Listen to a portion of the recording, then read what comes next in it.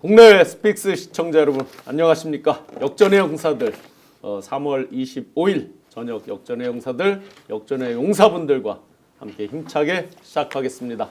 전국적으로 강풍이 몰아쳤습니다. 우리 민심의 성난 강풍도 몰아치고 있습니다. 오늘도 헌재 선고기일 지정을 하지 않았기 때문입니다. 어제 한덕수 기각 판결이 나고 많은 분들이 실망을 넘어서 분노, 각종 SNS에 수많은 분노의 글들과 함께 헌재를 못 믿겠다 하면서 속히 헌재가 파면 결정을 내려라 하는 민심의 강풍이 점점 거세지고 있습니다. 과연 헌재는 언제 선고기일을 지정할 것이며 어제 나온 결론을 가지고 많은 분들이 흔들리고 있는데 실제 헌재 결과는 어떻게 예측될지 역전의 용사들에서 한번 시원하게 풀어보겠습니다. 최고의 역전의 용사 이상호 고발뉴스 대표님. 네. 안녕하십니까. 오늘도 뭐 많은 취재. 네. 그래도 지금 헌재 선고일이 언제냐 그 부분 때문에 사실 뉴스 블랙홀입니다. 그렇죠. 헌재가 여러분들 모든 관심이 거의 집중되어 있기 때문에 오늘도 여러분들 또 얼마나 많은 또 꾸지람을 댓글 통해서 하실지 벌써부터 기대와 조마조마합니다. 내일이 이재명 대표 2심 선고일인데도 사실은 굉장히 중요한 사안인데 헌재 선고 쪽에 더 지금 헌재 불만 이런 것 때문에 더 쏠려 있는 느낌이 드는데 그 부분. 그렇죠. 그러니까 당장 지금 이재명 대표는 솔직한 말로 유무죄와 상관없어요. 그냥 가는 겁니다. 근데 이제 우리가 좀 더 내밀한 관심을 가지고 여태까지 이제 검사 독재의 프레임에 의해서 잘못된 기소에 따른 잘못된 재판이 이어졌기 때문에 정의 구현 차원에서 이제 무죄가 확인될 필요가 있다는 것이지 사실 대선과는 이미 상관없이 국민적 선택이 이루어진 것이거든요. 다만 이제 내일 오전까지가 우리가 기대하는 헌재의 선고 기일 공개 데드라인이기 때문에 이번 주에 선고가 있으려면요. 사실 그래서 두 가지 관심이 지금 중첩돼 있는 그냥 거의 분열적 상황이라고 봐야겠죠. 네. 기각 판결문을 쓸 수 있는 헌재 재판관에게는 노벨 문학상을 주겠다. 박관선 행정관인데. 안녕하십니까. 오늘 한강희 작가님 나오셨더라고요. 네. 400여 분 넘는 저는 본인들이. 한강희 작가님이 갑자기 나오시길래 또 뭐 기각 판결문을 코칭하시려고 그러시는데 기각 판결문이 아니고 인용이 안 되면은 민주주의의 물결이 거꾸로 흐른다. 이런 내용이었거든요. 그래서 저도 그렇게 생각합니다. 제가 이제 많은 분들한테 한번 여쭤봤어요. 어제 실은 그 말 나왔지 않습니까? 네. 한덕수 총리의 힌트 없었다. 아니 힌트 있었어요. 그러니까. 네. 힌트를 애둘러서. 근데 왜 언론들이 이렇게 없다고 해요? 심지어 경향신문에서도 그렇게 그렇죠. 썼더라고요. 근데 이제 힌트가 있은 게 뭐냐면은 결과적으로 지금 저 피청구인 윤측 변호인단에서 주장하는 그 각종 진술 조서에 뭐 증거능력 채택 부족 이거 없애버렸죠. 아무 말 안 했죠. 판단 안 했죠. 그다음에 저 뭐고 그것 내란 혐의 뺀 거 있지 않습니까? 내란죄 뺀 것도 판단 안 했습니다. 판단 가치가 없다는 거죠. 그렇죠. 다른 하나 어제 또 판단한 건 뭐냐면은 저는 참 중요하다고 생각되는 게 계엄 절차의 불법성을 인정을 했습니다. 네, 인정을 하는데 적극적 가담 안 했다 그랬거든요. 그러면은 윤 대통령이 과연 계엄 절차를 불법으로 했다는 거 아니겠습니까? 그렇죠. 네, 그렇죠. 불법적인 해석이 상황에 되죠. 정당성을 부여했냐 예. 아니냐. 그래서 제가 오늘 이제 이게 판례집을 좀 찾아봤어요. 내란죄에 대해 판례집이 또 없어요.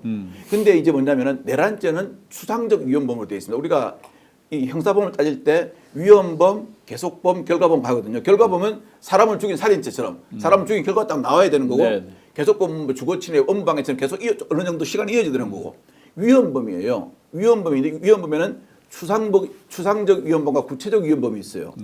구체적 위헌범은 어떠한 행위가 어떠한 위험을 일으킬 수 있다 이렇게 해야 돼요. 근데 추상적 위험은 일반 상식에 비해 이 행위는 위험하다 이렇게 돼야 돼요. 자, 우리가 국회와 선관위를 보호해야 되는 거 맞죠, 그죠? 그거는 헌법질서에 나와 있지 않습니까? 근데 거기 군인이 들어갔다는 것은 누구나 다 봐버렸잖아요. 이건 추상적 위헌범이 딱 떨어져 버리는 거예요. 그래서 제가 볼 때는 시기 문제지. 우리 이제 국민들의 스트레스를 받으니까 시기 문제지. 이거를 갖다가 그 기각 판결문을 쓴다. 어제 오늘 아침에 제가 이제 국회의원들이랑 한번 들어봤습니다. 그러니까 각하 그랬잖아요. 그전에 윤석열 각하 하길래 그 존칭을 쓴다 또 그 정칭이 아니더라고요. 각하 하는데 갑자기 이제 그 어제 한덕수 총리 그 나온 다음부터는 각하보다는 기각적으로 이야기를 해서 맞습니다. 그래서 제가 전시 좀 지켜보려고요. 기각으로 쓰면 어떠한 명문을 쓰는지요. 네. 네. 최고의 민한 기자 드디어 헌재 재판 선고일 내 소신은 변함없다. 곧 할 것이다. 네. 민한 기자 김한 기자님. 저는 뭐 몇 주째 같은 방송들을 하고 있는 것 같은데 네. 뭐 변함없이 금요일 8대 0을 예상하고 있습니다. 아, 이번 금요일. 네, 네. 그러면은 28일 8대 0. 네. 네. 펠레 같은 마음으로. 네, 이거는 뭐 저거 어떤 취재 결과 아니, 아니면 현재가 뭐 거듭 말씀드리지만 이게 취재가 되는 영역이 아니고 지금처럼 초민감한 상황이 돼버리면 더 취재하기가 사실 어렵습니다. 그래서 지금 뭐 재판일을 예상하고 이런 거는 대부분 다 추론이라든지 아니면 이제 헌재에서 근무했던 이제 판사 출신 연구관들이나 이런 분들을 통해서 이제 나오는 내용들인데 지금 뭐 여러 가지 다른 변수들과 물려 있어서 대다수의 국민들이 이게 이렇게까지 지연할 일이냐 안 할 일이냐라고 하는데 안 하고 있는 거지 않습니까? 그러면 지금 뭐 헌재 속내 이런 거는 사실 바깥에서 알기는 좀 어려운 상황이긴 합니다. 네. 마음 하나님이 김완 기자님 고생 많으십니다. 시작하자마자 7,100분께서 아마 김완 기자님 오셔서 확실한 취재를 또 기대하시는 것 같습니다. 네, 캐모마일님 이번 주 나오겠냐고요. 네, 지금 일단 김한 기자님은 느낌적 느낌으로 이번 주 나온다고 말씀 주셨습니다. 근데 제가 15일부터 계속 틀리고 있어갖고 나와야 됩니다. 네, 나와야 됩니다. 예. 그럼 뭐 인디안 기우지 하는 네, 거죠. 네. 비 올 때까지 갑니다. 그렇죠. 또. 네, 많은 분들이 정말 실망 헌재에 대해서 거의 분노의 댓글들을 남겨주고 계십니다. 그러나 대부분 의견에 8대 0 승리 간다. 도희 김님께서도 대부분 8대 0에 대한 확신은 뭐 크게 변함은 없는 것 같습니다.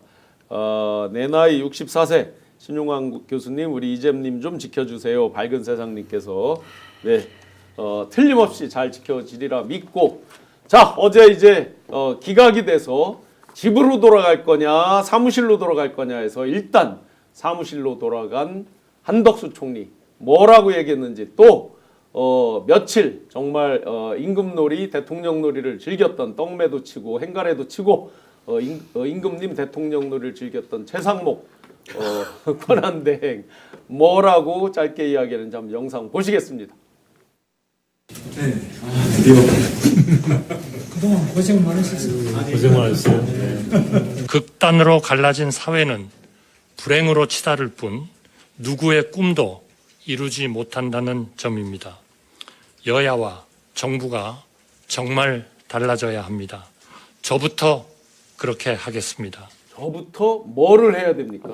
그저 마은혁 저 재판관 임명부터 하고 얘기를 해야 되는데 손에 피를 뚝뚝 칼 들고 피를 뚝뚝 흘리면서 모두를 우리가 사랑합시다. 뭐 이런 말도 안 되는 자기 분열적인 행동을 하고 있는 것이죠. 네. 좀 전에 드디어는 뭐예요? 최상목 씨는 드디어. 그거는 두 가지 아닐까요? 네. 드디어 내 자리 돌아왔네. 힘들었어. 뭐 이런 거. 그리고 드디어 우리 또 왕이 돌아왔네. 뭐 두 가지 아닐까요? 사실 한덕수는 관료 사회에서는 거의 입지전적인 인물이거든. 네. 그런 근데 차원에서 저 정도 관료 생활을 한 사람이 또 아무도 돌아올 거의 전망이 불투명했던 사람이 돌아왔는데 인사를 준비하지 않고 드디어 이 한마디만 했다는 걸 저는 뭔가 아쉬워서. 아쉬움이 있는 말 같다가 예를 들면 다 잘 아시지만 저 정도 되면 멘트를 준비해 오거든요. 예. 네, 근데 드디어는 좀 약간 의외였다. 예. 우리 신 교수님 방금 그렇게 물어보셨죠. 네. 제일 먼저 뭘 해야 되냐고요. 지금 본인부터 네. 바뀌겠다고 했으니까 본인부터 제일 뭘 먼저- 바꾸냔 말이에요. 제일 먼저 뭐를 해야 되는데 저는 지금 상황이 비상시국이고 있잖아요. 그렇죠. 온 정부에 산불이 나가 있어요. 그런데 비록 대행의 대행이지만 했다는 사람이 저렇게 이빨을 훤히 드러내면서 무슨 잔치집에 와서 웃는 모습처럼 저렇게 생각 없는 모습이 있잖아요. 저런 모습은 좀 국민한테 안 보였으면 좋겠어요. 저거부터 안 하면 좋겠어요. 네. 그러니까 퍼스널 컬러 뭐 이런 거 하고 그런 거 아닐까요? 그러니까 무슨 도대체 생각이 있는 건지 저는 그게 의심스러워요. 아까 힌트 실제 이제 이유서를 보고 많은 힌트가 저는 많은 힌트가 있다고 이유서요? 그랬고 그 결정문. 결정문을 보고 이제 힌트가 많이 있다고 저도 말씀드렸고 힌트를 많이 얻었다라고 말씀하셨는데 가장 결정적으로 보는 힌트 무엇입니까? 결정적으로는 일단 윤석열과 관련해서 어떤 의미가 있을까? 네. 뭐 일부 경향신문 등 진보 매체들도 한동훈 결정문에서 윤석열의 힌트를 찾아낼 수 없었다라고 하는데 네. 사실 상당히 많은 사람들이 찾아내고 있거든요. 좀 뭐 저만 찾아낸 줄 알았더니 다 알더라고. 그러니까 그만큼 대단히 분명하게 드러낸 거죠. 그러니까 실제로 윤석열의 5가지 혐의 중에서 가장 처음에 해당되는 그 비상계엄의 포고 과정의 절차성, 절차적 문제점 그것과 관련해서 바로 얘기를 했잖아. 그러니까 공통되는 혐의는 단 하나니까 거기에 보면 그게 이제 불법적 상황이라는 확고한 인식이 있어. 그렇죠. 불법적인 비상계엄을 한덕수가 정당화하는 취지의 의결을 했느냐 안 했느냐를 통해서 이제 부역했느냐 여부를 따지는 건데 여하튼 부역 안 했다라고 하는데 달리 이거를 반박할 증거 없다면서 이 비상계엄 자체의 불법성을 명시하고 있고 그다음에 네. 해제 과정에서도 윤석열이 해제를 순순히 하지 않으려 했다는 정황도 거기 충분히 담고 있거든요. 네, 사실상 어떤 2차 계엄 이런 거를 이제 막아야 되는데 뭐 그 부분에 소홀히 했다는 느낌의 그렇죠. 그런 추론을 할 수 있는 그러니까 문장이죠. 지금 이상호 네. 기자님 말씀하신 거에서 어제 그 용어를 아예 달리 써요. 그러니까 비상계엄 전에 한 거에 대해서는 뭐라고 얘기했냐면 피청구인 한덕수입니다. 피청구인이 대통령에게 비상계엄 선포 전 국무위원들의 의견을 들어보고자 관련한 회의 소집이라고 회의 소집. 표현해요. 근데 해제할 때는 뭐라고 얘기하냐면 비상계엄 선포의 절차적 정당성을 부여하기 위해서 국무회의 소집을 건의하는 등 적극적인 행위를 인정할 만한 증거나 객관적인 자료를 찾을 수 없다 이렇게 얘기하거든요. 그러니까 네. 이 얘기는 뭐냐면 한덕수가 했던 게 회의라는 거예요. 그건 그 회의. 국무회의가 아니라는 거예요. 근데 네, 만약에 회의. 이게 한덕수 입장에서는 굉장히 유리한 거죠. 왜냐하면 만약에 한덕수가 했던 그 전에 11명이 했던 했던 회의를 국무회의로 인정을 하면 한덕수가 비상계엄에 적극적으로 가담한 자가 됐을 겁니다. 그렇죠. 근데 그걸 어제 법원이 회의라고 보지 않았어요. 그러니까 국무회의라고. 네. 그 얘기는 뭐냐면 윤석열 재판에 판결에 들어갔을 때는 이 비상계엄 선포의 위법성을 전제하고 있는 거예요. 그러니까 네. 예를 들면 제대로 된 절차를 밟지 않고 비상계엄이 선포됐다라는 거에서 어제 비상계엄 선포 전에는 회의, 그다음 비상계엄 선포 이후에는 뭐라고 표현했냐면 대통령에게 비상계엄 해제를 건의해 국무회의가 개최됐고 피청구인이 주재한 국무회의에서 비상계엄 해제안이 의결됐음이 인정될 뿐이다 이렇게 표현하거든요. 네. 그러니까 해제할 때는 국무회의를 했다고 본 거예요. 네, 그러니까 이게 어제 한덕수에게는 굉장히 뭐 유리하게 작용을 한 거고 뒤집어서 얘기하면 여기 저 힌트의 측면을 놓고 보면 윤석열에게는 이 비상계엄을 선포한 과정의 위법성의 첫 번째 판단 사항 아닙니까? 네. 여기에 대한 판단은 이미 헌재가 보여줬다는 거죠. 자, 중요한 게 지금 말씀하신 그 부분에 대해서 8분 가운데서 몇 분이 그걸 동의를 했다? 지금 말씀하신 걸 5분이 동의했죠. 6분. 6분이죠. 아, 6분. 네. 네. 김복형 재판관도 동의한 거죠, 그 부분에. 네. 동의했습니다. 저는 네. 사실상 드러나지 않았지만 나머지 각하한 친구들도 네. 재판관들도 사실상 재판 진행 과정에서 이미 인정한 사실이다라고 보여집니다. 다만 네, 네. 그 내용을 드러내고 싶지 않았겠죠. 그 각하부터. 각하에서의 힌트는 두 가지가 있죠. 또 각하에서의 네, 네. 힌트는 뭐가 있냐면 이 내란죄 판단 철회와 수사기관에서 제출한 피의자 신문조서의 증거 능력을 문제 삼지 않았습니다. 네, 그건 아무 아, 코멘트가 예. 없어요. 이게 그 부분은. 윤석열 측에서 문제 삼고 있는 절차적 문제예요. 그렇죠. 근데 네. 이 절차적 문제에서 이 이제 말하자면 이 두 가지를 지적하고 있는 거 아닙니까? 하나는 이게 개정된 형사소송법에 따르면 재판장에서 다른 진술을 하면 수사기관에서 진술한 거 인정하면 안 돼. 이 주장을 하나 하고 있는 건데 그렇죠. 그 부분 아예 인정하지 않았고 어제 각하 주장을 낸 사람들이 오로지 붙은 건 뭐냐면 이거 200명이 했어야 되는데 이거거든요. 네, 근데 네. 그거는 애초에 초기부터 처음부터 문제 제기가 이거는, 있긴 있었죠. 이 네. 초기부터 근데 어느 정도 정리가 됐던 얘기예요. 네. 그렇기 때문에 그거는 그 받아들여지지 않을 것을 생각하고 주장한 건데 실제로 윤석열 변호인 측이 다투는 주장에 대해서는 제기하지 않았다. 왜냐하면 그걸 제기했으면 그거에 대한 판단이 나왔을 거거든요. 네. 그 판단이 나오면 윤석열 재판을 내다볼 수 있죠. 근데 그거를 피하기 위해서였는지 아니면 어차피 그거에 대해서는 판단을 해놨기 때문에 예. 제기하지 않은 건지 모르겠지만 어쨌든 각하에서도 어쨌든 그런 부분들은 힌트로 충분히 볼 수 있는 부분들이죠. 자, 그러면 이제 각하에서 각하 같은 경우에 윤석열에 지금 제기돼 있는 크게 올라가 있는 5가지 이제 주요 탄핵 사유와 지금 한덕수 탄핵 사유와 이렇게 해서 보면 각하에 있어서는 윤석열께 훨씬 엄격하다라고 다들 이야기를 하거든요. 헌법학자들이. 여기서 각하 2명 이렇게 돼 있지만 윤석열로 그걸 등치해서 할 수가 없다. 없죠. 예. 라고 대부분의 학자들은 그렇게 얘기를 하고 있거든요. 그러니까 학자들도 그렇고 헌재 작동 논리로 봤을 때도 한덕수의 변론은 90분 한 차례 한 거 아닙니까? 예. 근데 국회 측에서 자료를 더 내겠다라고 했는데 헌재가 됐다 그랬어요. 그러니까 이거는 과정으로만 보면 뭐 박한정 더 잘 아시겠지만 그 헌재가 이게 재판을 오래 할 게 아닌데 이게 재판이 뭐 이렇게 별로 성립되는 건이 아닌 것 같은데라는 태도를 보였어요. 예. 네, 그런 상황에서 이제 각하가 나온 거고 근데 윤석열 재판 다 아시다시피 생중계를 통해서 10차례나 이루어졌기 때문에 이 부분을 이제 와서 각하 의견을 냈는데 그러면 10번의 재판에 왜 들어갔습니까? 본인이. 그렇죠. 예. 사실은 이 재판관 판사들은요 자기가 말하는 건 다 맞는 걸로 생각하고 있어요. 맞는 걸로 생각하고 있는데 어제 좀 정말 잘해 주신 게 어제 보러 제가 보니까 각하 이야기 안 나오더라고요. 그러니까 정족성 문제를 가지고 따진 거는 우리 본안심 하기 싫어. 그냥 네. 이 말이거든요. 근데 제가 그러면 각하를 오늘 기각 이야기가 계속 나오더라고요. 기각 이야기 나오면서 어떤 국힘의원 한 분 중에 이런 말 하더라고요. 전쟁 중에 비상계엄을 발표하는데 총리를 찾을 수 없으면은 그러면 비상계엄을 안 해야 되냐 그러더라고요.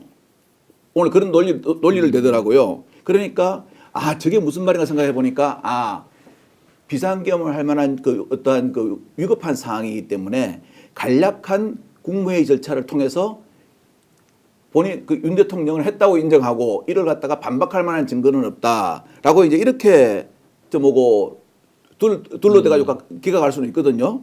그러면 지금 그때가 전쟁이 일어났습니까? 전쟁이 안 일어났지 않습니까? 그럼 두 번째도 기각하려면 어떻게 하냐면은 또 그게 하나 더 있어요. 뭐냐면은 질서유지 차원에서 군을 투입했다. 이렇게 얘기했잖아요. 질서유지 차원에서 아니 선관위에 군 투입해가지고 무슨 그 서브 질서 유지할 일이 있습니까? 선관위 군 투입한 거 본인 인정했잖아요, 그죠?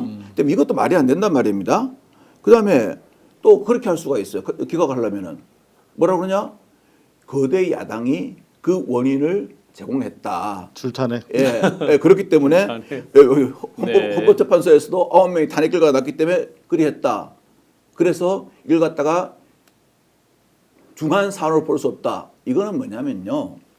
앞으로 우리나라 대통령 모든 사람한테 국민의 선택을 못 받으면은 자기 대통령 되고 난 다음에 보통 선거가 2개 더 있지 않습니까?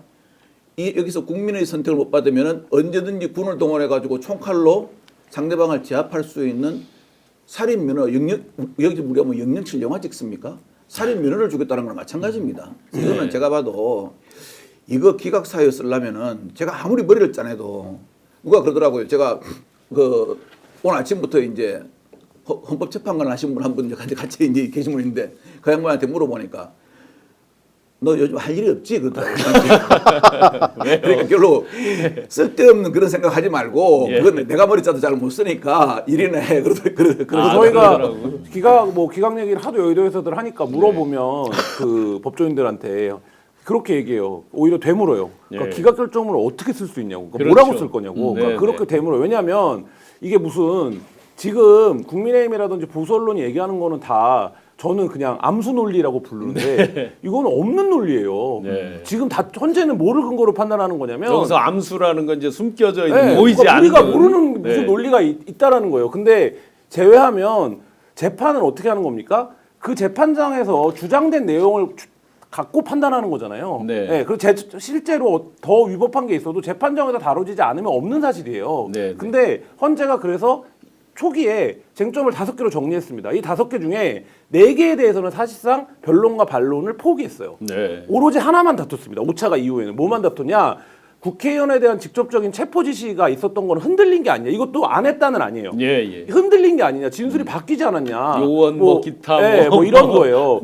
그거 하나입니다. 그러니까 5개 중에 그나마 재판답게 예를 들면 저게 이익에 부합하는 변호 전략이네라고 생각하는 건 그거 하나라는 게 조중동도 마찬가지 평가를 내리고 있거든요. 그러면 여기서 어떻게 기각을 내릴 안 수 흔들린 걸 최근에 그 사모님이 보여줬잖아요. 저 특전사령관 사모님이 회의에도 안 흔들리는 걸 보여주셨잖아요. 요원 흔들린 거는요. 이미 바이든 날리면서 한번 써먹어가지고 별 효과가 없어요. 근데 사실 각하 얘기 나오다가 안 나오는 거는 일단은 뭐 5대 1대 2 이렇게 분열 사항이 드러나고 또 실제로 자기들이 인용이라고 봤던 거지 문영배 재판관 등이 그거를 기각으로 봐줬어. 그러니까 이게 완전히 온매 기사라가 된 거예요. 네, 그래서 맞아요. 지금 저 구구들 좀비들은 야 문영배 집 앞에서 우리가 꽹가리 치고 그런 게 효과가 있네. 자 그러면 빨리 우리 저 정정 어디야 저 정정미 집 앞으로 정정미. 아니, 우리 정계선 집 앞으로 네. 가야겠는데 또 그러고 있다는 거 아니, 아니겠습니까? 우리 끝나고 세면 그 정계선 재판관 집에 앞에 가가지고 우리도 보초 좀 써줍시다.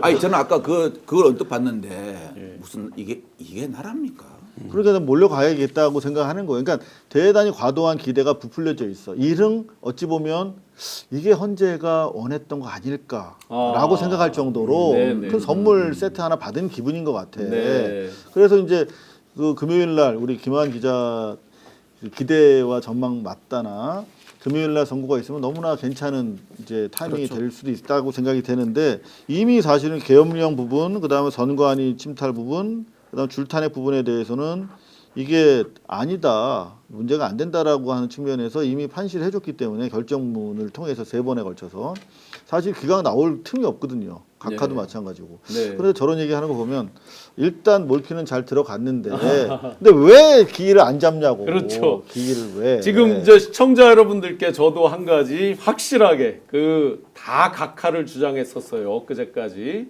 그러다가 이제 기각 5, 각하 2, 인용 1이 나오니까 갑자기 지금 이제 기각으로 뭐 그래서 제가 우리 시청자 여러분들께 혹시 국힘 의원이든 국힘 측에 또는 보수 유튜버든 간에 기각에 논리적으로 주장하는 사람 있으면 저한테 제보를 해주세요. 선물 드리겠습니다. 개인적으로. 그럼요.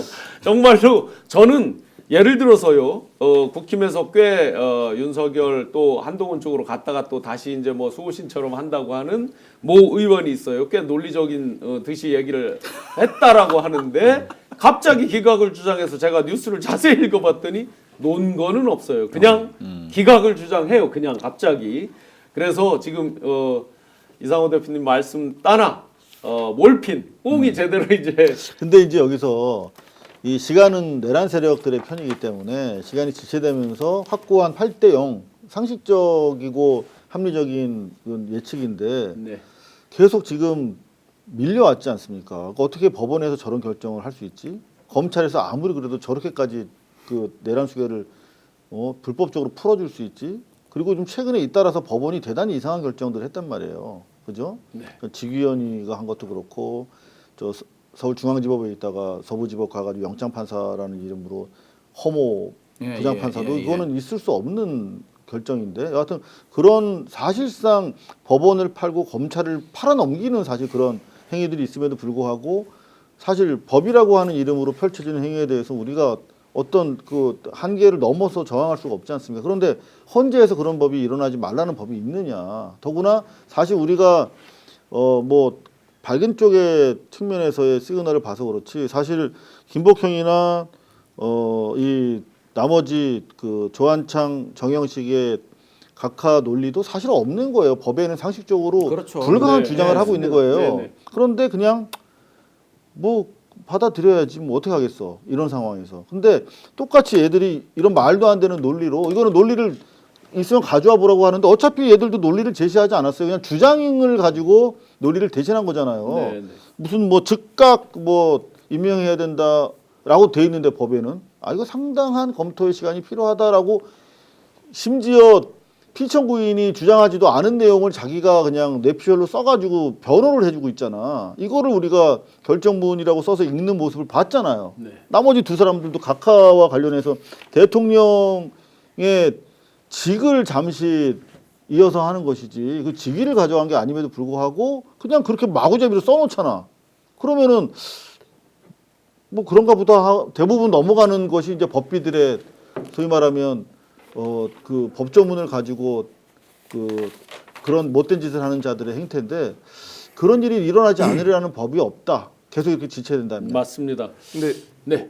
그 두 가지 시그널이 다 있는 것 같아요. 그러니까 예를 들면 긍정적으로 보자면 이런 거죠. 왜 국민의힘이 갑자기 지지난주부터 정도죠? 한덕수랑 동시에 하거나 한덕수를 먼저 해야 된다고 주장했는가? 네. 그리고 헌재가 그걸 결과적으로 받아준 거 아닙니까? 그리고 이제 그 사이에 무슨 탄원서도 들어가고 이런 과정들이 있었던 거잖아요.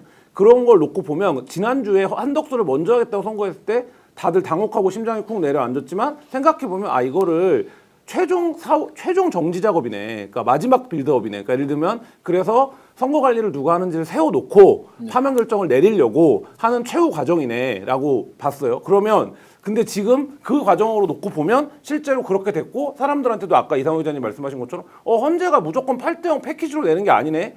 저는 권한쟁의가 8대0이 났기 때문에 뭐 방송에서나 내에서는 했지만 그러니까 인용될 가능성도 있다고 봤거든요. 왜냐하면 권한쟁의에서 이미 마은혁을 임명하지 않은 게 위헌이라고 봤기 때문에 그게 8대0이 났던 거잖아요. 근데 어제는 숫자가 갈리면서 사람들의 숫자가 갈렸죠. 그러니까 말씀하신 대로 극우 집단들은 헌재가 8대0만 내는 건 아니네 라는 생각을 가졌고 그러면 이게 이제 거꾸로 말하면 헌재가 추진력을 얻기 위한 과정이라고 볼 수 있는 측면이 있죠. 네.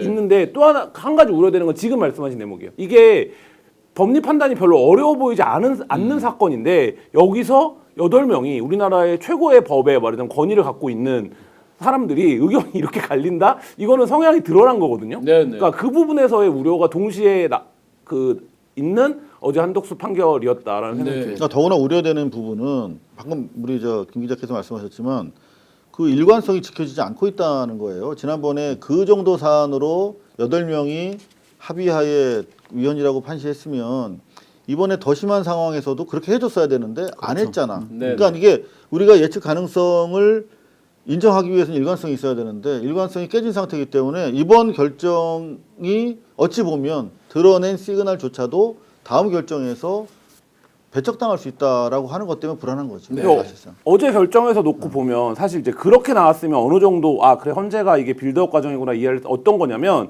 위법이 있다, 위헌도 있다. 근데 기각을 한 4명의 의견. 근데 시간이 너무 짧았고 그다음에 이거를 위헌이라고 인지하지 못했을 가능성을 감안한다. 그렇기 네. 때문에 파면하지 않겠다. 이 의견으로 예를 들면 의견이 합치가 됐다면 네. 그거는 어느 정도 이해가 가능한 건데 그 의견을 내면서 4명 정계선 재판관 다른 의견을 낸 거잖아요. 그러면 예를 들면 이 과정에서의 말하자면 조율이 있었어야 되는 건데 그러니까 이 4명과 정계선 재판관까지는 거의 생각이 같다라고 보여지거든요. 네. 근데 뭐 정계선 재판관이 난 도저히 이거는 기각으로 합의를 못 보겠다라고 한 건지 뭐 어떤 건지 모르겠으나 사실 이제 그런 부분들에서는 좀 이게 뭐지 이런 시그널은 당연히 있죠. 네, 그래서 일단 그 8대0 파면 이 부분에 대해서는 지금 민정님께서도 8대0 파면 달아주셨고 온라인 미르님께서 헌재 없애고 국민투표로 갑시다. 오죽 답답하면 지금 국민투표에 대해서도 많은 국민들이 외치고 있습니다. 10,000분 넘게 뜨겁게 달궈주고 계신데 김환 기자님 네. 그래서 8대0은 이제 저도 확신을 하고요. 그런데 시점 이게 이재명 대표 내일 2심 고등법원 항소심과 사실은 아무 관련이 없죠. 없죠. 분명히 없죠. 네. 그런데 이들이 이제 이거를 맞춰서 하는 느낌이 분명히 있긴 있는 거죠. 네. 그래서 네. 저는 이제 후배들이랑 왜 이게 왜 연동이 되는 거냐 이게 그래서 저는 그렇게 오늘 얘기했는데 약간 저 너무 지치니까 실없는 소리라도 해야 되니까 이게 아빠 좋아 엄마 좋아 논리랑 똑같은 거다. 그렇구나. 그 둘 사이엔 네. 아무런 연관이 없지만 늘 애들을 보면 어른들이 물어보지 않냐. 너 아빠 좋아 엄마 좋아. 아빠도 네. 좋고 엄마도 좋죠. 이렇게 대답하는 애들도 없어요. 고민에 빠뜨리잖아요. 그런 것처럼 지금 결과적으로 놓고 보면 보수 진영과 국민의힘이 요구한 걸 결과적으로 다 수용해주고 있죠. 네. 왜 수용해주고 있을까에서 불안감이 오죠. 그러면 최후의 결론까지 수용하려고 이러는 건가라는 아하. 불안인 거잖아요. 논란을 조금이라도 조금 이렇게 부드럽게 해준다. 네, 근데 저는 네. 그거는 뭐 어떤 사회적 상식과 헌법재판소의 판결이 진행되고 모든 과정을 국민들이 지켜본 입장에서 불가능하기 때문에 이 과정상에서라도 어쨌든 이걸 들어주고 최종적인 결과는 이재명 재판 후에 8대0으로 날 거다 이렇게 이제 생각을 하는 거죠. 우리가 이제 그 많은 시청자 여러분들께서 의구심을 품고 또 답답해하고 불안해하는 게 왜 이자들이 전혀 관련이 없는 판인데 두 사안이 이것을 비슷하게 엮어서 보려 할까 이런 부분입니다. 그래서 늦어지는 이유 시점 이런 것들을 같이 고민하면서 이재명 대표 내일 항소심 판결에 대해서 잠깐 보면서 다시 이제 헌재의 날짜 과연 이들이 왜 이걸 엮어서 할까 등등에 대해서 한번 보기로 하겠습니다. 내일 오후 2시 이재명 대표 항소심 선고일입니다. 그런데 재밌게도 아주 보수에서 많은 사람들이 이재명 대표의 무죄를 이야기하고 있습니다. 최근 들어서 부쩍 늘은 거 보셨죠? 김진 씨까지 한때 극우의 아이콘처럼 뒷다리 잡고 늘어지는데 아주 상당히 일가견이 있었는데 갑자기 아주 논리적으로 들어보니까 굉장히 들어맞는 얘기를 하고 있기도 하고요. 정규제 펜앤마이크 주필도 하셨고 대표도 하셨죠. 정규제 과연 뭐라고 예측하는지 한번 보겠습니다. 사실 이게 작년 11월 달에 1심 판결이 잘못된 겁니다. 이재명 대표는 당선된 적이 없습니다. 윤석열도 거짓말을 엄청나게 많이 했습니다. 이재명도 어떤 치열한 논전들을 벌였습니다.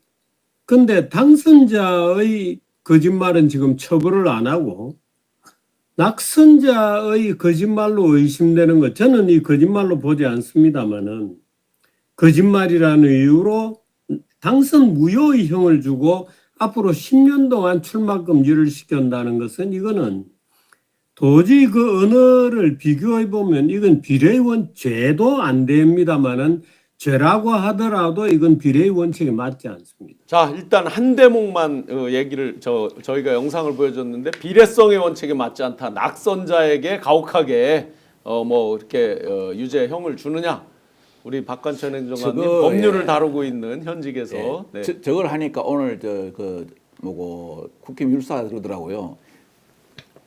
공직선거법 똑바로 봐라. 당선이 안 돼도 된다. 당선되거나 당선될 목적으로 이렇게 돼 있습니다. 이런 목적으로 허위 사실을 공표한 자는 이렇게 처벌하게 돼 있거든요. 근데 제가 이제 워낙 저쪽 법률로 한번 따져볼게요. 당선되거나 당선될 목적으로 어떠한 형태로 허위 사실을 유포한다는 게 나와 있어요. 뭐 방송, 매체, 신문, 홍보물 뭐 해갖고 기타의 방법으로 돼 있어요.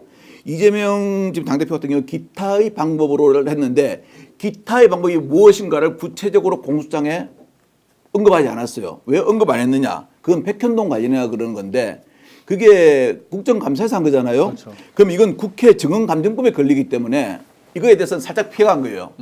답변하는 방식으로 이렇게 해놨어요. 참 공소장을 갖다가 그러니까 역시 그 머리 좋은 사람이 법하면 안 돼요. 우리가 약간 머리 나쁜 사람이 법해야 돼요. 그래 그대로 해석하는데 머리 좋은 사람이 꼭 저렇게 바꿔요. 자, 지금 테마가 3개입니다. 김문기를 알았냐 몰랐냐. 두 번째 사진이 조작됐느냐 안 조작됐느냐. 세 번째 백현동에 대해서 국토부에서 강압을 받았냐 안 받았느냐. 자, 김문기 관련해가지고 제가 말씀드릴게요. 예전에 지금 공무상 변경을 했잖아요. 고등법원에서 변경을 했는데 변경을 자기들이 자진해서 한 게 아니라 지시했죠. 왜냐하면은 법원에서 그런데 그 지시하니까 김문기를 몰랐다, 알았다 이 사항에 대해서도 다 넣으라 그랬거든요. 네. 그거는 뭐냐면요. 우리가 허위사실 공표로 처벌하는 그 법은 2개가 있습니다. 뭐가 있냐면은 뭐 위정도 그렇지만 인지의 사실과 기억의 사실이 있습니다. 즉 기억의 사실만을 처벌하는 거지. 인지의 사실을 처벌하는 거 아니야. 근데 이게 이리 말하니까 무슨 말이야 그러는데 자 예를 들어서 우리 시 교수님이 저한테 물어봅니다. 박한진 씨, 저 이상호 기자 만난 적 있어요? 예. 예, 만났습니다. 이거 뭐냐면 기억의 사실입니다. 네. 그대로 말해준 거죠. 근데 저한테 물어봐요. 박한진 씨, 이상호 기자 잘 알아요? 예, 압니다. 여기서 잘 알아요는 내가 인지하는 게 잘 알아요가 친분 관계를 이야기하는 건지 친분이 두텁다는 이야기를 하는 건지 그냥 내 눈으로 생물학적으로 본 것을 말하는 건지 그게는 우리가 인지의 사실이라고 그러거든요. 네네. 인지의 사실은 죄송하지만 허위사실 공표에 안 들어간다는 게 판례의 태도입니다. 그러면은 자 이재명 대표 쪽으로 가보죠. 김문기 씨 잘 압니까? 부하 직원이기 때문에 본 적은 있겠죠. 그런데 여기서 이재명 당시 성남시장은 김문기 잘 압니까라는 게 친분이 두텁냐라고 인지했을 경우는 인지했는데도 불구하고 말을 했으면 이건 허위사실인데 그건 모르잖아요. 네네. 그래서 여기서 떨어져 나가는 거예요. 자, 두 번째. 사진 조작에 대해서 이야기를 합니다. 사진 조작에 대해서 이야기를 하는데 사진은 여러 명이 있지 않습니까? 지금 우리 4명이 사진을 찍는데 저하고 김한 기자 둘이 사진을 딱 뽑아내요. 뽑아내가지고 뭐라 하냐면 야, 둘이 친한 거 봐. 저 했잖아. 이렇게 이야기를 해요. 그렇죠. 그럼 나는 뭐라 그럽니까? 야, 사진 잘못돼서 원래 2명 더 있었어. 4명 있었어. 이걸 갖다 내가 조작으로 생각하는지 아닌지는 내 인지의 문제지 기억의 문제가 아니거든요. 네. 이것도 인지의 사실입니다. 따라서 형사법상의 처벌 대상이 되지 않습니다. 그러니까 1심 판사가 어떻게 했냐. 역시 판사 검사들은 머리 좋아요. 네. 그 3명을 보면 골프 모자를 이렇게 있잖아요. 그렇죠. 네. 골프 모자를 쓰고 있는데 이때 이혼이 물어본 거는 너희들 3명이서 골프 쳤냐는 의미로 물어본 거다. 아니 어떻게 하면 그 사진 낸 사람의 머릿속에까지 들어가가지고 그렇게 해주고 보는 판사가 어디 있습니까? 그래서 말이 안 된다는 거죠. 골프를 안 쳤다는 말을 한 적이 없었죠. 한 적이 없었죠. 그런데 네, 근데 그때 네. 사진을 된 사람은 사진을 그 10명 중에 3명만 한 이유는 이건 조작이 아니다. 왜 아니냐? 그 의미는 너희 3명이서 골프를 쳤다는 것을 뭐 유동균과 뭔가 네. 그 사람이 이야기하니까 그거를 증명하는 증명으로 낸 거 아니냐. 그러니까 이게 어떻게 이걸 갖다가 너는 조작이라고 이야기한 것은 골프를 안 쳤다고 이야기한 거 아니냐. 내가 이야기도 안 했는데 아니 내가 지금 과자가 먹고 싶은지 녹차가 먹고 싶은지 커피가 먹고 싶은지 어떻게 판사가 알아요. 그래서 나는 우리나라 판사들 보면요 참 전지전능하다는 생각이 들어요. 네. 나는 말도 안 했는데 판사가 하는 말이 야 너 입 다삭다삭 하는 거 보니까 너 오늘 커피 먹고 싶네? 커피 지금 늑잠 먹고 갖고 한 잔 더 먹으면 잠 못 자요. 하지도 않은 말을 네. 가지고 허위 사실로. 그렇죠. 그렇죠. 그래서 지금 솔직히 진짜 이제 이거는- 다른 사람들이 하는 말이 그 말이에요. 야 억울하면 있겠다고 이야기하는 게 이거예요. 근데 이제 시청자들은 잘 모르죠. 그래서 제가 좀 알기 쉽게만 몇 개만 풀어드렸는데 이거 제가 보기로는 참 이거 아니 법리적으로 진짜 분석에 들어가면은 처벌하기 좀 어렵지 않겠나는 생각이 들어요. 이게 이제 지금 두 가지를 크게 말씀하신 거예요. 김문기 씨를 잘 아느냐 모르냐에서 이제 골프를 같이 쳤냐 안 쳤냐로 이제 이게 이상하게 또 변질되면서 예. 하여튼 얘기가 섞여 있는 거 한 가지. 또 하나가 이제 백현동 식품연구원에 대한 그게 국토부에 협박이 있었냐는데 이건 시청자 여러분들도 아시지만 저한테도 되게 중요한 내용이거든요. 왜냐하면 지금 대통령실에서 이제 저를 고발해 놓은 게 예. 이제 아. 제가 국회에서 예. 의원님이 질문하는 거에 이제 답변을 했잖아요. 예. 대통령실에서 4급 행정관으로 역순위를 선발했다, 뽑았다, 그래서 썼다 하는 부분에 대해 이제 제가 답변한 거잖아요. 그 국회 증언감정법 제 9조에 보면 국회에서 질의하고 응답한 거, 증언한 거는 국회 내에서 상임위원회를 열어서 고소고발을 할 수가 있고 당연하죠. 그렇게 해야 돼요. 나머지는 예. 시민단체든 제3자든 그 어디도 검찰도 자기 마음대로 그건 못하는 거죠. 못하게 돼 있는데 지금 그걸 가지고 지금 협박이라는 부분을 갖고 협박을 안 했는데 협박이다 지금 이러는 거잖아요. 질문에 대한 예. 답변을 가지고. 그러니까 이제 어디까지 확장을 하냐면요. 검찰은 또 그렇게 아마 주장할 수도 있을 겁니다. 거기다 다른 카메라가 들어와 있지 않았냐. 그럼 카메라를 통해서 네가 말하는 게 다 나가면은 그게 다 공표되는 거 아니냐 그러는데 아니 내가 카메라를 봤는지 안 봤는지 제가 어떻게 합니까? 그러면은 국회에서 감사 와가지고 답변하는 사람이 카메라 보고 답변합니까? 물어보는 그거는- 의원 보고 답변하지? 기본적으로 국회의원들 면책특권 자체를 그렇죠. 부정하는 거예요. 그러니까 예. 국회 안에서 자기가 의정활동 과정에서 의혹을 제기했는데 그 전파 타고 미국에서 방송되고 있어. 예. 그러면 국회에서 한 게 그렇죠. 아니라는 주장 아니야 그게. 그를 미친놈들이지. 아니 그거는. 그런 걸 처벌할 정신이 있으면요 한남동 광장에서 수많이 모인 상태에서 헌재를 쳐부수자, 헌재를 깨부수러 가자라고 이야기하는 사람부터 처벌해야 돼요. 아니 그래서 제가 이제 국회에서 증언을 이제 최근에 쭉 해서 3번을 해봤잖아요. 그러면 이게 만약에 처벌된다 그러면요 앞으로 예. 국회에 나가서 어떤 의원이 질문할 때 좀 생각 좀 해보고요. 제가 이거 처벌받을지 안 받을지 변호사 상의 좀 해보고요. 뭐 의정활동 이렇게 해야 자체가 되는 거 아니에요? 이거? 불가능해지는 거예요 그러면. 뭐 대답을 할 필요가 없는 거 아니에요? 그렇죠. 그럼 국회가 안 돌아가지고 그리고 저라도 사실- 우리 물어보죠. 아니 제 처벌받으면 책임질 겁니까 물어보죠. 그렇죠. 근데 사실 제가 백현동 건과 관련해서도 이거 너무나 중요한 사안인데 여태까지 제가 관련해서 아무도 이거 얘기하는 거 못 들어서 혹시 이런 주장 들어보셨나 한번 들어보세요. 네네네.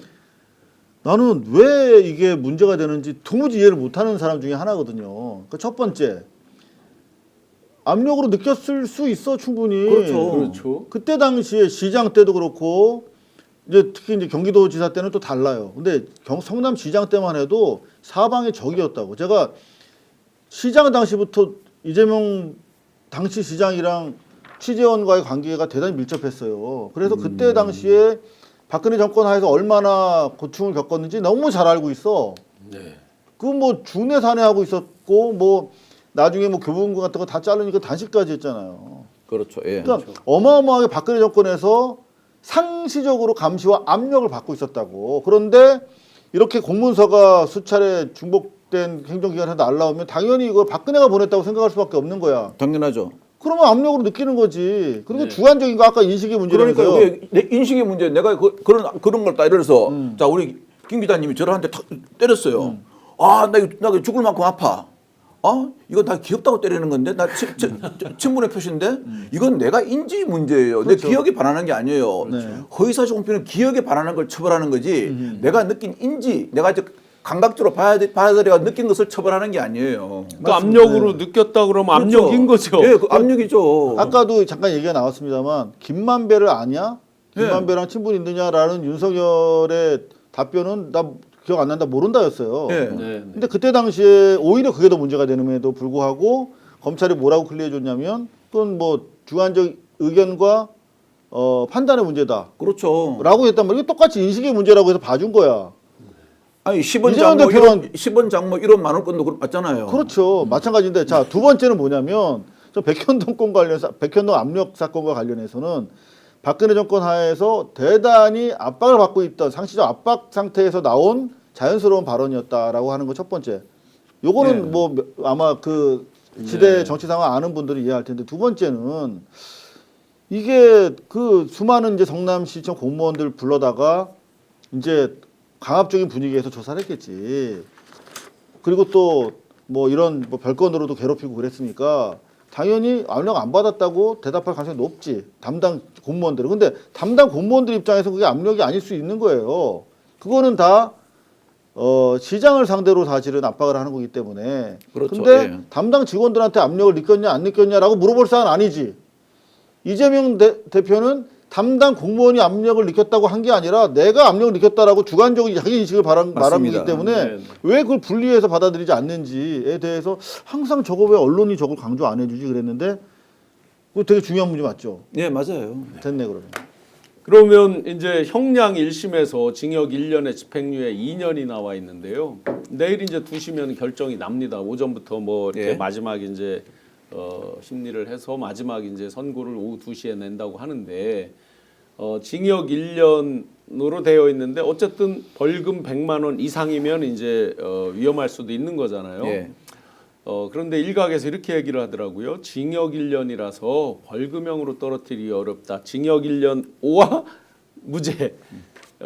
벌금형 같으면은 벌금형이 나왔으면 뭐 조금 감액해서 예를 들어서 500만 원에 뭐 100만 원 이런 식으로 이제 감액하고 이러는데 징역으로 했기 때문에 오히려 무죄하는 게 더 쉽다 이런 게 일각에 있더라고요. 이런 거는 어떻습니까? 예, 그 말도 틀린 말은 아닌데요. 근데 그 대부분의 지금 저 서초동 법조계에 있으신 분들 하는 말씀은 그런 말을 해요. 또 어떤 패널 그 보수 쪽 패널들 나와서 그러더라고요. 아니 끝까지 부인하니까 괘씸죄까지 걸리니까 반성 안 하니까 1년이 맞다 그러는데요. 저 대부분의 의견들이 그럽니다. 이거 이 정도 또는 허위사실 공표를 가지고 막 조작을 해가지고 나 이렇게 허위사실 공표할 테니까 이 기자님 이런 증언도 좀 해줘. 김 기자님 이런 증언도 해줘. 하고 막 조작을 해가지고 했으면은 해도 한 6개월이래요. 해도 한 6개월인데 그게 아니고 내가 지금 기억하고 있는 내가 느끼는 것을 그대로 이야기한 한 것에 대해서 저렇게 시형 선고를 하는 게 아마 물어보시면 알 겁니다. 10중 8구는 다 과하다 그래요. 저건 해도 왜냐하면 저게 그리고 선거에 허위사실 공표를 처벌하는 이유는 뭐냐면은 유권자가 이 허위사실에 현혹돼 가지고 표를 찍는 걸 방지하기 위한 거거든요. 그런 게 아니었잖아요. 그런데 저걸 갖다 저렇게 과하게 한다? 형량은 정말 과하다는 말이 많습니다. 그렇기 때문에 저는 형량 조절도 얼마든지 저는 가능하다고 봅니다. 근데 이제 질문의 핵심은 네. 이제 우리 무죄를 확신하는데 유죄 아니면 무죄니까. 네. 근데 이렇게 방법적으로 예. 실형 나왔던 거를 벌금으로 혹시라도 감형해주는 벌금으로 게 감액을 나름대로 관례상 많이 그 파악이 있냐를 되는 여쭙는 겁니다. 예, 그런 관례도 있습니다. 있어요. 예. 그 징역 1년이었는데 예, 예. 예를 들어서 뭐 벌금 몇 백만 원 예. 이런 식의. 예, 있습니다. 제가 누구라고 말은 안 하겠는데 옛날에 국회의원 지방의 국회의원 한 분도 그래가지고 낮춰줬을걸요. 예. 누구라고 말씀은 제가 이름은 못 드리겠고. 네, 저희는 이제 기본적으로 그런 글과 이건 이제 형사 소송의 실무 내용이니까요. 그 유죄 징역 1년 해서 그거는 오히려 무죄가 쉽다. 이래서 네. 물론 이제 법리적으로 당연히 저희는 무죄라고 믿고 벌금이나 이런 걸로 또 법 기술이 일어나지 않기를 바라고요. 우리 김 기자님 이들이 이제 지금 보면 문영배 헌법재판관에 대해서도 자기들이 막 뭐 가서 압박을 했더니 뭐 개몽이 됐다 막 이러면서 또 지금 이 세 분 재판부 이재명 대표 2심 재판부에도 또 그러는 거 아니냐는 일각의 우려가 많거든요. 기사도 있고. 네. 예, 그런 건 어떻게 보십니까? 뭐 그러니까 헌재보다는 뭐 일선 법원이 영향을 받을 수는 있죠, 판사들이. 근데 오히려 헌재보다 더 영향이 있을 수 지금 있어요. 보수 논객들이 주장하고 있는 거의 핵심이 뭔지를 재판부가 인지를 해야 돼요. 그게 예. 뭐냐면 아까 지금 이제 당선자 낙선자 발언이 나왔지만 김진논 소리원 같은 사람도 뭐라고 얘기하고 있는 거냐면 검찰권의 남용이라고 보는 거예요. 그러니까 예. 지금 말씀하신 거랑 비슷한 취지입니다. 예를 들면 유무죄를 다투는 건 재판에서 증거라고 판사가 훨씬 더 내용을 뭐 어쨌든 고민해서 판단을 하겠죠. 네. 그 부분이 있는데 기본적으로 이거에 대한 기소, 구형, 판결이 이루어지는 과정이 정당한 것이냐 이 부분에 대해서 보수 이제 논객들이 문제 제기를 하고 있는 거거든요. 근데 그게 윤석열 정부 초기에 생각을 해보면 이게 다 그렇게 하는 건가 보다라고 해서 했는데 이 사건이 어떻게 온 겁니까? 거슬러 올라가면 대장동에서 시작된 거거든요. 대장동을 털다가 백현동을 갔다가 성남FC를 갔다가 네. 뭐 이런 과정들에서 이게 나온 거예요. 그리고 그게 지금 이제 정규재 논설위원이 한 주장들을 잘 보면 이런 거예요. 이거 결국엔 가장 큰 박탈이 떨어진 거예요. 그렇죠. 그러니까 낙선하면 그 선거 과정에 있었던 거에 대한 책임은 상호간에 묻지 않는 게 어쨌든 정당 정치의 원리 같은 겁니다. 네. 그러니까 그걸 다 내가 검찰총장 출신의 대통령이었다라고 해서 검찰을 시켜서 다 그거를 문제 삼기 시작하면 사실 우리가 정치를 할 수도 없고 하기 굉장히 어려워지겠죠. 네, 그러면 결국에 네. 모든 건 법원 가서 판단을 받아야 되는 건데, 그러니까 그 차원의 문제들이 중첩되어 있는 건데 그 얘기들을 윤석열 대통령이 살아있을 때 못하다가 권력이 살아있을 때는 지금 보수인 우리가 봤을 때도 이건 검찰권의 남용 이렇게 되면 어떻게 되냐면 이건 정권이 교체될 때마다 매번 반복되는 상황이 될 수밖에 그러겠죠. 없는 거여서 거기서 어느 순간에 사법부가 끊어줘야 된다. 이거를 그러니까 예를 들면 이게 선거법 재판 저희도 많이 보지만 회계 부정을 해도 1년이 안 나와요. 네. 선거법 그러니까 선거 기간 예, 중에 예. 회계 부정을 저질러도 예. 근데 이거를 갖고 더군다나 방송에서 인터뷰 내용이 포함된 내용을 갖고 이렇게 판단하는 것 자체의 어떤 그러니까 사법 남용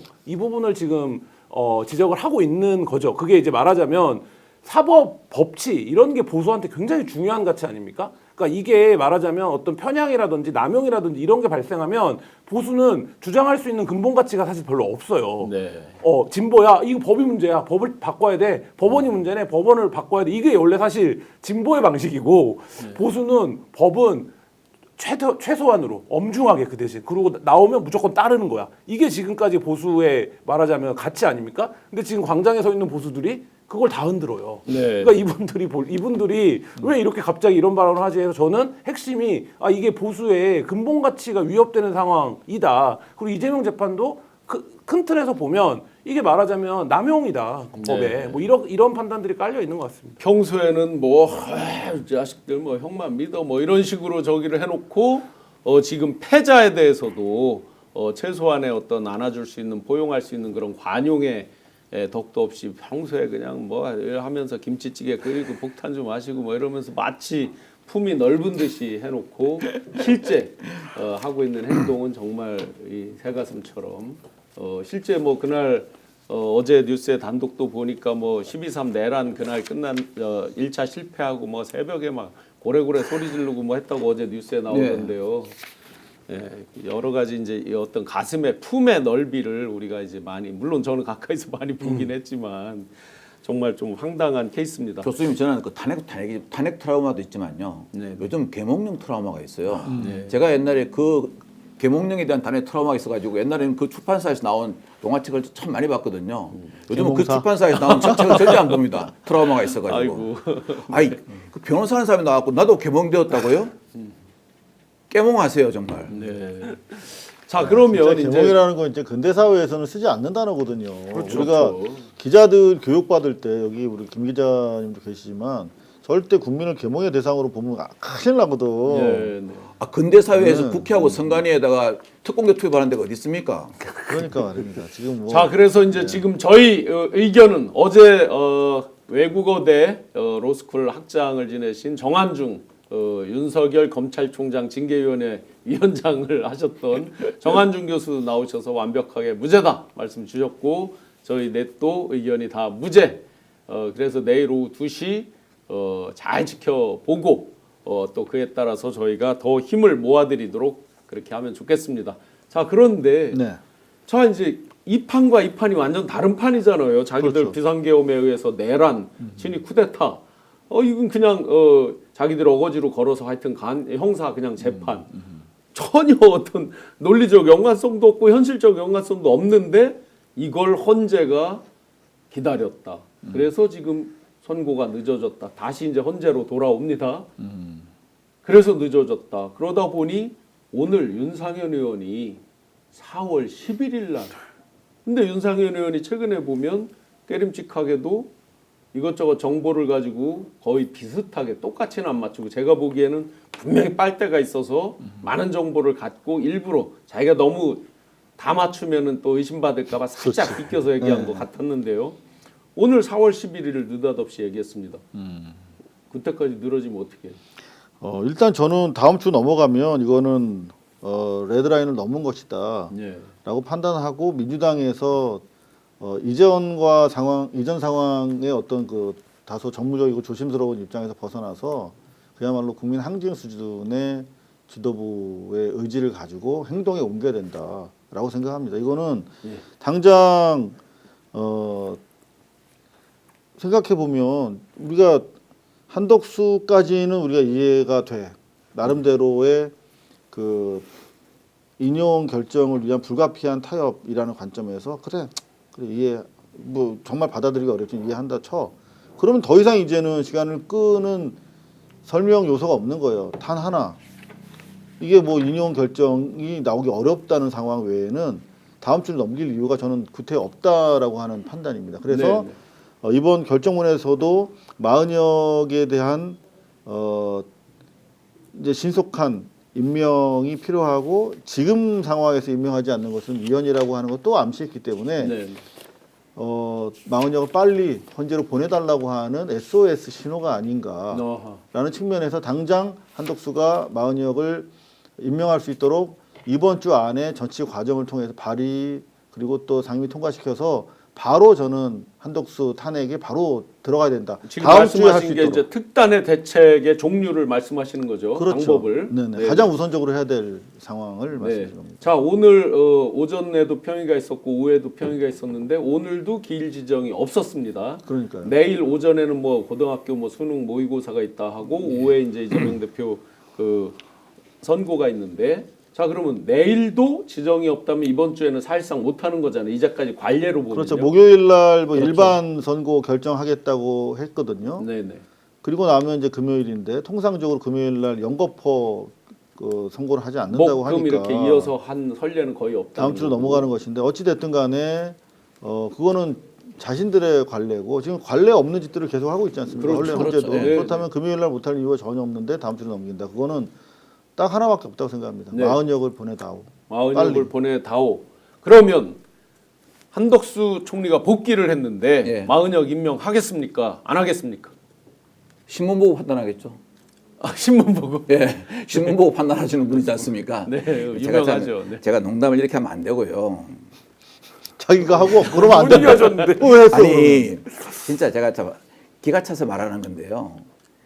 헌법재판소가 지금 저런 식으로 하면요.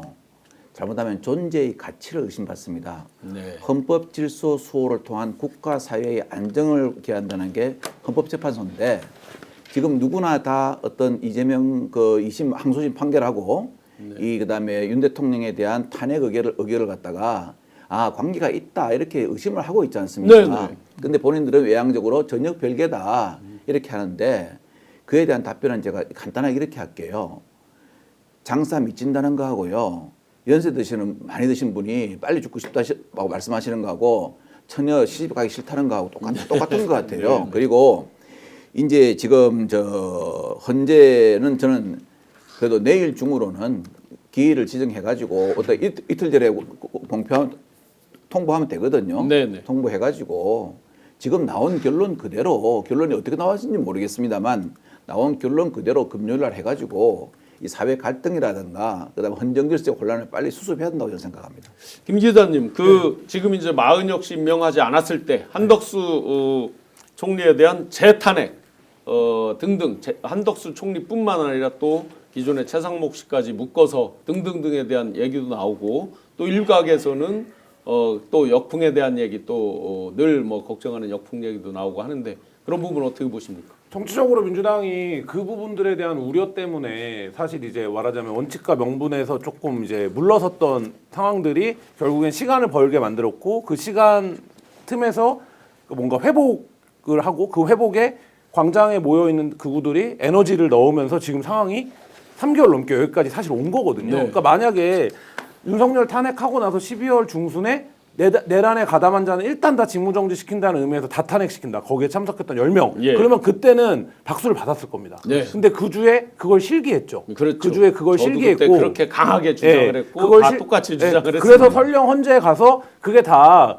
사유가 안 된다고 하더라도 그때 그렇게 하고 말하자면 이게 지금 요새 많이 하는 얘기 중에 하나 뭡니까? 내란번간 타협 없다라는 얘기 많이 하잖아요. 네. 근데 몇 번 타협을 했어요. 그게 지금 이 상황을 악화시킨 어쨌든 내부적인 요인 중에 하나였다라고 보여지고 저는 그럼에도 불구하고 헌재가 그렇게 가지 않을 거라고 보는 이유가 뭐냐면 지금 어떻게 되든지 정권이 바뀌면 검찰이라고 하는 기관을 그냥 둘 것 같진 않은데 그냥 둘 수는 없을 것 같은데 이제 정말 이러한 판단을 국민적 공감대를 갖게 된 거잖아요. 근데 지금 그 얘기를 별로 안 하죠. 네네. 왜냐하면 더 중요한 문제가 있으니까. 근데 결국에 그렇게 갈 거라는 거죠. 근데 헌법재판소도 지금 이미 사람들이 광장에서 헌법 가로치고 정치재판소라고 부르고 있어요. 그러니까 우리가 이제 뭐 정치의 사법화, 사법의 정치화 네. 이런 얘기하는 지금 헌재의 정치를 보고 있는 거거든요. 네, 네. 근데 이거를 만약에 헌재가 이번 주를 넘긴다? 그러면 지금도 많은 사람들의 머릿속에 이게 뭐 87년 체제의 산물이다 뭐 여러 가지 얘기들이 있지만 헌재가 왜 있어야 되는 건데? 라는 생각을 사람들이 지금 하기 시작했거든요. 저는 이 도전 앞에서 헌재가 기관인을 어떻게 할 거냐 이 존폐가 걸려있는 문제다 이런 생각 들고 지금 당장에 광장에서 방법론으로 앞으로 탄핵시키면 그거는 국민투표로 처리하는 걸로 하자 아니면 탄핵하면 권력은 국회가 선출된 권력이 가져오는 걸로 하자 이런 얘기들이 나오고 있거든요. 근데 이 압력을 헌재가 견디지 못할 거다 이런 생각 듭니다. 네, 그래서 우리 많은 시청자분들, 마녀분의 시청자분들의 댓글만 보더라도 오드리님께서 교수님 목소리가 너무 커요. 네, 하도 요즘 저 화가 우라가 치밀어서 점점 저 데시벨이 올라가고 있습니다. 비등점이 올라가고 있습니다. 네, 많은 분들의 글 이렇게 지나가는 댓글만 보더라도 얼마나 헌재에 대한 불신이 지금 쌓여가고 있고 많은 분들의 그 화가 그게 달해 있는지를 금방 알 수 있습니다. 그러니까 한독수 아까 그 질문에 대해서 조금만 더 네네. 보충 말씀드리면 마흔역 임명 안 할 겁니다. 예. 네. 임명할 거면 당장 나로부터 달라지겠다라고 말하면서 했어야 되는 것이고 사실은 단 한 번도 자기가 자기 행동에 대해서 뭐 사과라든가 원칙적인 수준에서라도 그런 것들이 필요했는데 또 기자분이 이렇게 마이크로 저 마흔역 하는데 그냥 뭐 바로 어제 그냥 바로 저 무시하고 들어가 그렇죠. 버렸죠. 그거 안 하겠다는 뜻으로 보이고 그리고 실제로 헌재에서 받은 게 탄핵 사유가 아니라는 것이지 그 사람이 잘했다라고 한 건 아닌데 그걸 승리의 어떤 성과로 받아들이고 있다는 것이죠. 마치 윤석열처럼. 네. 그러니까 이 탄핵 국면까지 오게 된 자신의 행위에 대해서 전혀 잘못하지 않았다고 판단하고 있는 거예요. 그렇다면 지금 당장 뭐 특검이라든가 상설특검 뭐 이런 것들에 대해서도 안 하겠다는 것이고 저는 더 중요한 것 중에 하나가 지금 그나마 공수처가 지금 이 와중에 그 네. 성장캐로서 유일한 오동훈 그거 하겠다라고 하는데 지금 실제로 보면은 작년 9월부터 지금까지 그 검사 7명에 대해서 임기가 만료돼 가지고 그 재임명해야 된다는 취지로 대통령한테 올라가 있거든요. 네. 하나도 안 했어요. 결재를 안 하죠. 그거 해야 되는 거거든. 지금 당장 심우정이도 수사해야 되지. 지금 사건 배당해가지고 수사하고 있는데 지금 오늘 보도에 따르면은 가용한 수사 검사가 7명밖에 없대요 공수처에. 네.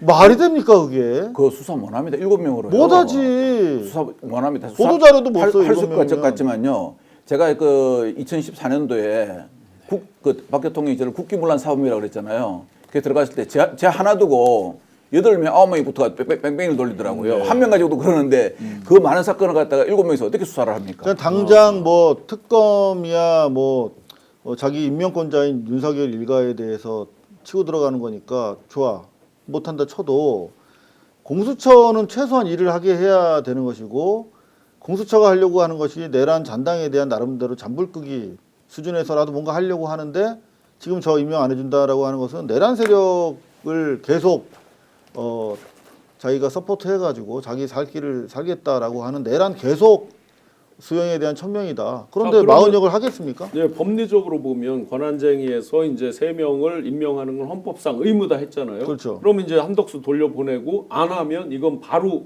위헌 위법이 되는 거죠, 현실적으로. 아, 지금 상태가 위헌 위법인 거예요. 그렇죠. 지금. 지금 안 하고 있는 예. 게 즉시 해야 위헌이죠. 되는 거죠. 저는 그러면 즉시나 상당한 기간도 이제 의미가 없는 거죠. 이미 김복종 충분히 씨가 얘기한. 2월 27일 날 헌재가 선고를 해버렸잖아요. 네네. 마흔역 임명 안 한 거는 위헌이다. 그리고 그로부터 지금까지 충분한 시간이 도가 됐어. 네. 그 뭐 진중한 검토가 필요했다며. 그 저 집에서 놀면서 얼마나 많이 검토했겠어요. 그렇죠. 그러면 지금 안 하고 있는 거 당장 하루라도 이틀이라도 지났으면 이미 그거는 근데 충분한 시간. 저는 도가 윤상현 의원이 말하고 있는 시나리오가 그건 것 같아요. 네. 뭐냐면 어제 한번 좀 예측 좀 해주세요. 어제 시청자 판결문에서 여러분들께. 이 지체 없이라는 말의 뜻을 정계선 재판관이 풀었어요. 뭐라고 네. 풀었냐면 즉시와 구별하면서 시간적 즉시성이 강하게 요구되지만 정당하거나 합리적인 이유에 따른 지체는 허용되는 것으로 해석한다. 단 사정이 허락하는 범위에서 가장 신속하게 해야 한다는 의미다. 이게 지체 없이라는 말의 의미라는 예, 거였어요. 예, 예.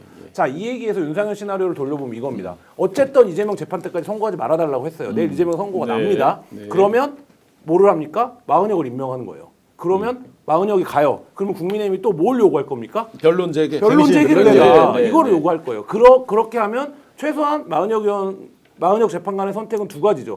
본인이 기피 신청을 하든가 네. 회피를 하든가 아니면 네. 변론 제기를 해서 그거를 다 봐야 되거든요. 일단 네, 그러면 네. 다 보고 나서 한 차례를 더 하든지 해서 해야 되는 거예요. 그러면 최소한 한 일주일은 걸리겠죠.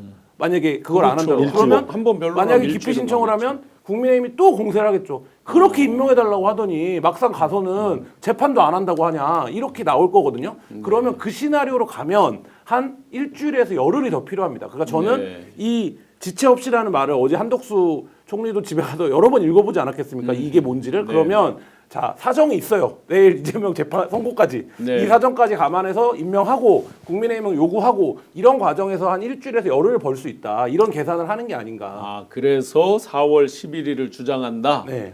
그런데 그래도 한덕수가 이들이 만약에 마은혁 재판관 임명해서 지금 이대로 하면 자기네가 지금 주장대로라면 5대 3이라서 자기네가 이긴다. 이러고 있다가 이제 마은혁 재판관 임명하면 근데 어떻게 6대 3으로 지는데 신 교수님 자기네가 잘 아시면 저희도 여기도 네네. 국회의원들이랑 해보면 내심으로 돌아온다고 생각하는 사람 별로 네, 없어요. 없습니다. 없어요. 본 적 그러니까 없습니다. 이럴 때 광장에서 말할 수 있는 언론을 상대로 할 수 있는 얘기와 내심이 달라요. 그렇기 때문에 지금 가도 8대 0이고 네. 그때 가면 9대 0이라는 걸 네. 알아요. 알지만 어쨌든 시간은 벌고 있는. 왜냐하면 여기 결정적인 변수가 하나 있죠. 예. 윤석열이 나와 있잖아요. 네, 그러니까 그렇죠. 그게 굉장히 큰 변수입니다. 사실은 제가 그게 굉장히 큰 변수인 게 하루하루 지금 늦춰주고 시간을 끌수록 계속해서 증거인멸의 시간을 벌어주고 있는 거거든요. 경호처에서 징계하죠. 뭐 그러니까 심리적으로 그게 얼마나 협박을 받아요. 저 위협을 받아요. 경호처 직원들이나 행정관들이나. 그러니까 저는 거기에 덧붙여가지고 윤석열의 탈옥 플러스 김성훈의 사실상 탈옥. 예.